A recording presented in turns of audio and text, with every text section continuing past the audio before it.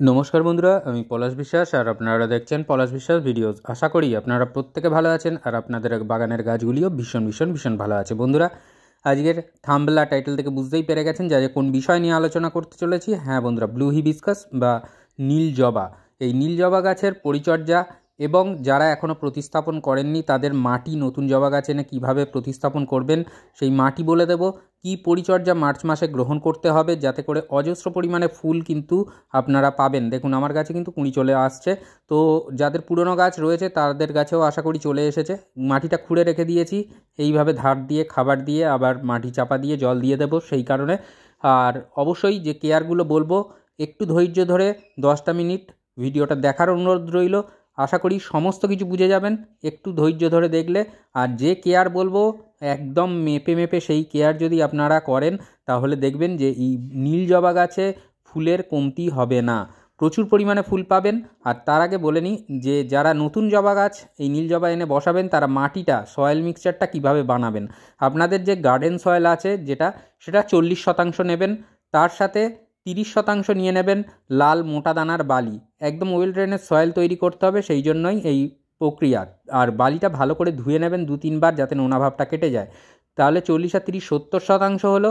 তার সাথে 20% নেবেন ভার্মি কম্পোস্ট বা 1 বছরের পুরনো কাউডাং কম্পোস্ট বা যেটা গোবর সার অথবা যে কোনো কম্পোস্ট আপনারা নেবেন 20%।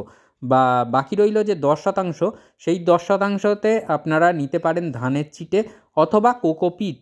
এই কটা উপাদান ভীষণ ভালো করে মিক্সড করে নিয়ে এই নীল জবা গাছের মাটি বা মিডিয়াটা কিন্তু তৈরি করতে হবে। তাহলে ওয়েল ড্রেনেজ সয়েল যেমন হবে তেমনি জবা গাছের যে হালকা ময়েশ্চার মেনটেন হয় যে জলের সেইটা কিন্তু হবে। আর এই সময় জবা গাছে আশা করি যারা পুরনো জবা গাছ আছে তারা হচ্ছে প্রুনিং করেছেন, হার্ড প্রুনিং। এরপরেও কিন্তু আমাদের সফট প্রুনিংটা চালিয়ে যেতে হবে। যেখানে দেখবেন যে ডালের মাথায় কুঁড়ি নেই এখন, সেই ডালটা অবিলম্বে পিঞ্চ করে দিন অথবা যদি খুব লম্বা হয়ে যায় তাহলে প্রুন করে দিন। কারণ এই জবা গাছের বৈশিষ্ট্যই হচ্ছে মাথার দিকে ফুল আসা। অতএব যত গাছটিকে ঝোপালো করে নিতে পারবো আমরা তত বেশি সংখ্যায় কিন্তু ফুল পাবো, এবং তার সাথে অবশ্যই খেয়াল রাখতে হবে সঠিক পরিচর্যার। এই কটার যদি কম্প্যাক্ট জিনিস আমরা তৈরি করতে পারি তাহলেই কিন্তু নীল জবা গাছকে সুস্থ রাখতে পারবো, ভালো রাখতে পারবো আর প্রচুর পরিমাণে ফুল পেতে পাবো। আর যারা এখনও পর্যন্ত আমার চ্যানেলটি সাবস্ক্রাইব করেনি তাদের কাছে অনুরোধ করবো চ্যানেলটি সাবস্ক্রাইব করে নেওয়ার জন্য, আর পাশে থাকা বেল বাটনটি প্রেস করে অল করে রাখবেন যাতে আমি যখন প্রতিদিন সন্ধ্যা 6টায় ভিডিও দেবো তার নোটিফিকেশান আপনারা পেয়ে যান। আর অবশ্যই চ্যানেলটিকে শেয়ার করার অনুরোধ রইল। সহজভাবে সুন্দরভাবে বাগান করতে গেলে আপনাকে দেখতেই হবে পলাশ বিশ্বাস ভিডিওস। তো বন্ধুরা, প্রতিদিন সন্ধ্যা 6টায় অবশ্যই চোখ রাখবেন। ইউটিউব চ্যানেল পলাশ বিশ্বাস ভিডিওস, গার্ডেনিং রিলেটেড সমস্ত ভিডিও আসে আমার চ্যানেলে। তো নীল জবা গাছ যে জিনিসটা সবার প্রথমে বলে দিই যে ফুল সানলাইটে রাখবেন। এটা দেখুন আমার গত বছরের গাছ, মানে গত বছরের ফুল এই গাছটায় যেরকমভাবে দিয়েছিল তারপরে হার্ড প্রুন করে দিয়েছিলাম, ছবিটা পাশে রয়েছে। তো এই জবা গাছে প্রচুর পরিমাণে অবশ্যই ফুল পাবেন যদি সঠিকভাবে পরিচর্যা বা কেয়ার করতে থাকেন। তো বন্ধুরা, যেটা বলবো ফুল সানলাইট কিন্তু পছন্দ করে, এবং অবশ্যই তার সাথে মাটি ময়েশ্চার থাকে যেন সেটা খেয়াল রাখতে হবে। খটখটে শুকনো যেন মাটি বা মিডিয়াটা যেন না হয়ে যায়, সেই জন্য সেই রকম বুঝে আমাদের কিন্তু জলের ব্যবস্থাপনা করতে হবে। একবারে কাদা জ্যাবজ্যাবে করে জল দেবো না, আবার একদম অল্প ভিজে থাকবে এমন জল দেবো না। মোটামুটি ময়েশ্চার মেনটেন করতে হবে, সেই রকম বুঝে জল দিতে হবে। আর এটা আপনারাই আপনাদের গাছেদের জন্য সবচেয়ে ভালো পারবেন। তো এই জবা গাছে মার্চ মাসে যে খাবারটা দেব সেই খাবারটা নিয়ে এবার দেখিয়ে নিই বা খাবারটা কী কী নিচ্ছি। আমার এটা 10 ইঞ্চি একটা গ্লাস টব, তো 10 ইঞ্চি টবের জন্য বা 12 ইঞ্চি টবের জন্য এই উপাদানগুলো অবশ্যই নেবেন। এখানে রয়েছে শিংকুচি, যেটা দেখছেন 2 টেবিল চামচ পরিমাণে রয়েছে। 2 টেবিল চামচ পরিমাণে রয়েছে হাড় গুঁড়ো, আর 1 টেবিল চামচ পরিমাণে রয়েছে নিম খোল, এবং তার সাথে যেটা ব্ল্যাক কালারের দেখতে পাচ্ছেন সেটা রয়েছে হিউমিক অ্যাসিড। এটা গ্র্যানুয়ালস আকারে রয়েছে, যাদের কাছে লিকুইড আছে লিকুইড দিয়ে দেবেন।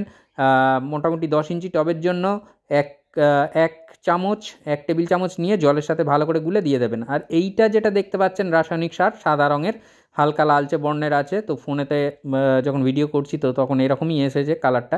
তো এটা রয়েছে 10-26-26, এটা সুফলা নামে বাজারে পাওয়া যায়। আপনারা সুফলা 10-26-26 এই রেশিওতে নেবেন। এতে 10% রয়েছে নাইট্রোজেন, 26-26 করে রয়েছে ফসফেট এবং পটাশ। তো এ ফুল আনতে দ্রুত সাহায্য করবে। আর জৈব যে খাবারগুলো দিলাম এগুলো ডিকম্পোস্ট হতে মিনিমাম 20 দিন সময় নেবে, কিন্তু আমাদের টবের মাটি খালি দিলে চলবে না, খাবার কিন্তু 15 দিনের ব্যবধানে দিতে হবে। যে খাবারটা দেখালাম 15 দিনের ব্যবধানে আপনাদেরকে দিয়ে যেতে হবে। এই খাবার ডিকম্পোস্ট হয়ে গাছ নিতে নিতে আর একটা মানে যে দ্বিতীয়বারে 15 দিন বাদে যখন খাবারটা দেবেন তখন সেটা কিন্তু আবার ডিকম্পোস্ট হওয়া শুরু করে দেবে, ততক্ষণে গাছ কিন্তু এই পুরনো খাবার গ্রহণ করতে পারবে। তো এই জন্য এই 15 দিনের ব্যবধানটাকে বলে রাখলাম। খুব ভালো করে খাবারের উপাদানগুলো মিশিয়ে নিতে হবে, যাতে আমরা টবের যখন সাইড ধরে মাটিতে খাবার দেব এবং তারপর মাটি চাপা দেব এবং জল দেব, তখন যেন সমস্ত খাবারগুলো গাছের ফিডার রুট চারিধার থেকে সংগ্রহ করতে পারে। এই জিনিসটা আমাদের মাথায় রাখতে হবে। আর সেই কারণেই এইভাবে খাবারটা নিয়ে চারিধার থেকে আমরা দিয়ে দেবো, দিয়ে মাটি চাপা দিয়ে ভরপুর জল দিয়ে দেবো। তারপর যতক্ষণ না টপ সয়েল আমরা চেক করব 2 ইঞ্চি থেকে 3 ইঞ্চি শুকাচ্ছে, ততক্ষণ কিন্তু আমরা জল দেব না। সেটা হতে পারে 2 দিনে, সেটা হতে পারে 3 দিনে। আপনাদের গাছ বা আপনাদের বাগানে যেরকম সূর্যালোক পড়বে সেই রকমভাবে শুকাবে টপ সয়েল। তো সেই জন্য এটা আপনারা চেক করে নেবেন এবং চেক করে নিয়ে তারপর থেকে জল দেবেন। ভরপুর জল তারপর থেকে দেবেন না, যতটা মানে প্রয়োজন ততটা পরিমাণেই কিন্তু আপনারা জল দেবেন। আর গাছ এই খাবার দেওয়ার পরে যেটা দিতে হবে সেটা হচ্ছে কম্পোস্ট, ভার্মি কম্পোস্ট আমি দিচ্ছি। আপনারা চাইলে 1 বছরের পুরনো কাউডাং কম্পোস্টও দিতে পারেন। আর যারা নতুন গাছ প্রতিস্থাপন করবেন তারা প্রতিস্থাপনের ঠিক 15 দিন পরে এই খাবারটা আপনারা টবের মাটিতে দেবেন। এইভাবে কেয়ার নিতে হবে টবের মাটিতে খাবার দেবার। এরপরে বলবো কীটনাশকের ব্যবহার এবং পাতায় কি ফোলিও স্প্রে আমরা করব। এটা তো বোঝা গেল যে টবের মাটিতে খাবার দিয়ে এরকম চাপা দেবো, দিয়ে জল দিয়ে দেবো ভরপুর, আর যেটা বললাম সেই ব্যবস্থাপনাগুলো। আর হ্যাঁ, যেটা করতে হবে খাবার দেওয়ার 1 সপ্তাহ পর থেকে আমরা সরিষার খোল পচা জল সাধারণ জলের সাথে মিশিয়ে দেব। আর অথবা যারা বাদাম খোল ইউজ করেন তারাও বাদাম খোলের জল দেওয়া শুরু করবেন। আর অবশ্যই টবের মাটিতে যে খাবারগুলো দেব সেগুলো সকালবেলার দিকে দেব, এবং সেটা সরিষার খোল পচা জল হতে পারে বা বাদাম খোলের জল হতে পারে, যেটাই হোক, কিংবা পাতার ফোলিও স্প্রে যে করে খাবারগুলো দেব। তো পাতায় যে খাবার আমরা দেব সেটা এই মাটিতে খাবার দেওয়ার ঠিক 10 দিন বাদে আমরা কিন্তু দেওয়া শুরু করব নীল জবার ক্ষেত্রে। মনে করে রাখবেন 10 দিন বাদে আমরা অনুখাদ্য স্প্রে করব। হ্যাঁ বন্ধুরা, মাইক্রোনিউট্রিয়েন্ট বা অনুখাদ্য আমরা কিন্তু স্প্রে করা শুরু করব ঠিক 10 দিন পরে থেকে। আর তারপরে 2 দিন পরে মানে অনুখাদ্য দেওয়ার ঠিক 2 দিন পরে আমরা পাতায় একটা প্ল্যান্ট গ্রোথ রেগুলেটর, এটা মাসে 1 বার দিলেই হবে, আমরা কিন্তু সেই জিনিসটা স্প্রে করব এবং দুটো জিনিসই সকালবেলা স্প্রে করব। এই গেল গাছে খাবার দেওয়ার প্রক্রিয়া। এইবারে বলবো কীটনাশকের ব্যবহার। কীটনাশক গাছে দেখুন পোকা লাগুক বা না লাগুক আমাদের কিন্তু সপ্তাহে 1 বার করে নিম অয়েল সাধারণ জলের সাথে মিশিয়ে শ্যাম্পুর সাথে দরকার হলে মিশিয়ে নেব, নিয়ে পাতায় ভালো করে স্প্রে করে স্নান করিয়ে দেব। আর 2 দিন ছাড়া আমি বলবো প্লেন জল, ঠান্ডা জল, সাধারণ যে কলের টিউবওয়েলের হোক বা ট্যাঙ্কের হোক, যেটাই হোক, প্লেন মানে ঠান্ডা থাকবে জলটা, সেই রকম জল নিয়ে আমরা কিন্তু 2 দিন ছাড়া গাছটাকে ভালো করে ধুয়ে দেব, স্নান করিয়ে দেব। আর যখন গরম বাড়তে শুরু করবে তখন রেগুলার আমরা এই কাজটা করব। সেটা সকালে করতে পারি বা বিকেলের দিকেও করতে পারি। এতে হবে কি, যেমন একদিকে পোকামাকড় উপদ্রব কমবে জলের ধোয়া থাকার ফলে পাতাগুলো, আর তেমন কিন্তু সালোক সংশ্লেষও করতে পারবে গাছের পাতাগুলো অনেক ভালো, অনেক দ্রুত পরিমাণে। তো বোঝা গেল। আর কীটনাশক কাকা, থিটা অথবা ডাইমেথয়েড 30 এই কম্পোজিশান কিংবা একতারা, যে কোনো দুটো কীটনাশক নেব আমরা। এতগুলো যে নামগুলো বললাম, যে কোনো দুটো কীটনাশক নেব।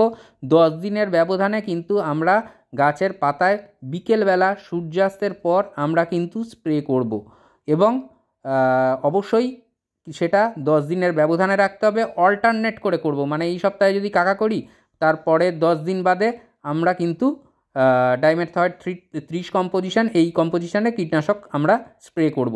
এছাড়া যদি মিলিবাগের আক্রমণ হয় দেখেন, তাহলে কিন্তু একতারা বা এক্কা এই জাতীয় কীটনাশক কিন্তু ভীষণ ভালো কাজ করে। মিলিবাগ বা দোয়ে পোকা যেটাকে বলা হয় সেই ক্ষেত্রে।